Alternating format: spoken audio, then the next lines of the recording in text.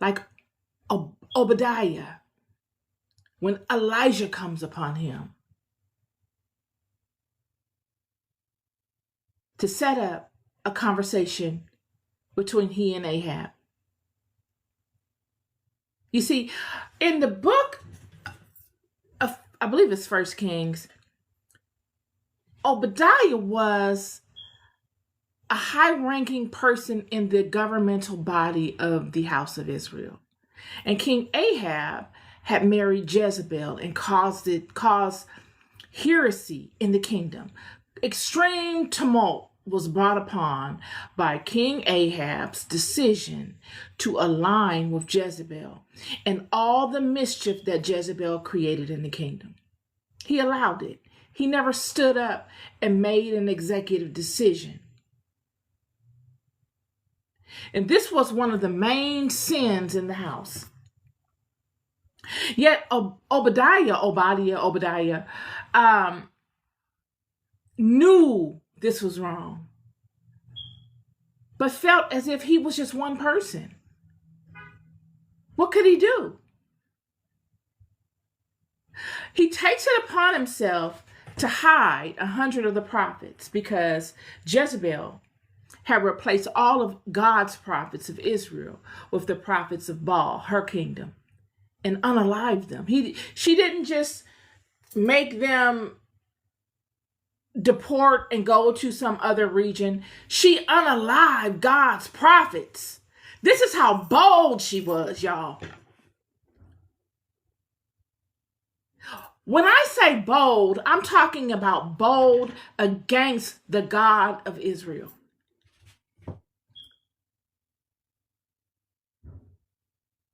She allowed all of the God of Israel, all the children's direction, anyone that could get a word from God and assist the children in interpreting it and laying it before their feet, she unalived. Without the prophets, what do you have? Many of the priests were prophets. She's unaliving the priesthood. So when you hear prophet, you got to know priest. She has unalived or caused the unalivement of all of the priesthood.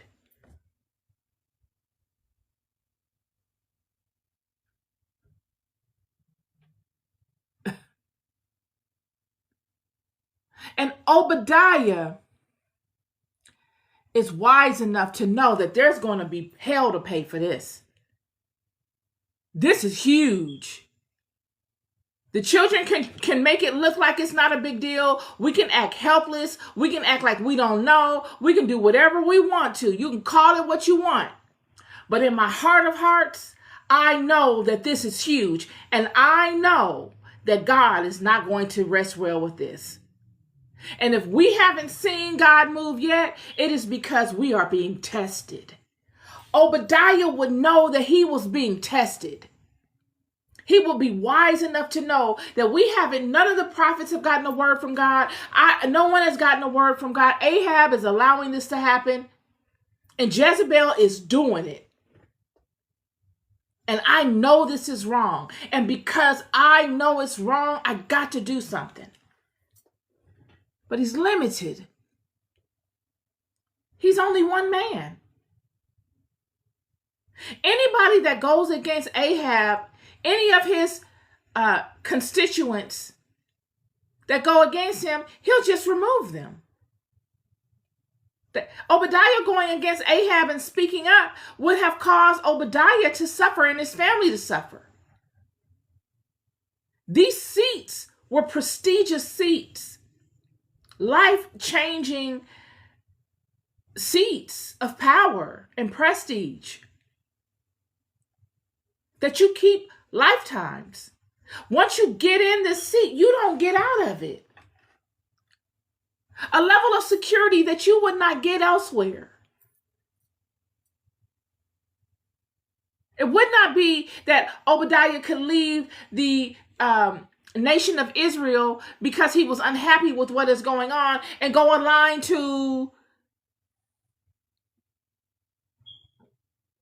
The Philistines? Who? You gonna go to Egypt? Where you gonna go? You gonna go to Phoenicia? Where do you go? Everybody God says has forbidden you to go to. All these people are now your enemies. You're bound to your house. Yet your house has complete and utter turmoil. Utter turmoil. The turmoil that came upon the house because of what Jezebel did with all of the prophets of Israel that she unalived